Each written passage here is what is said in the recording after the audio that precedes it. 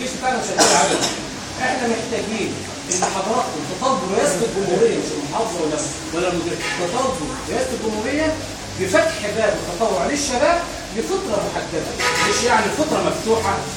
جيشنا والشرطه محتاجانا، صدقني الكلام ده انا فيه وعارف. الشرطه عددها لا يزيد ما يزيدش عنها، خلاص الكلام ده بالظبط يعني.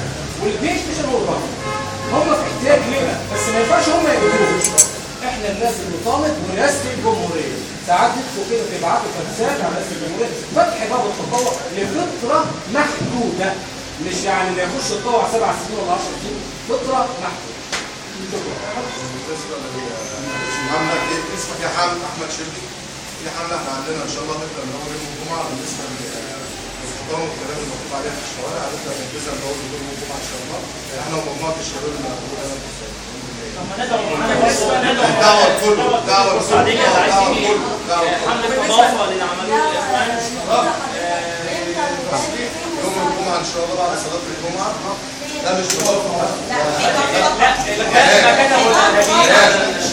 احنا كلنا عايزين نشارك، بس دينا معانا هو اللي تنزل ان شاء الله النهارده يطلع على النت. واحد بس يرد على ردا على استاذ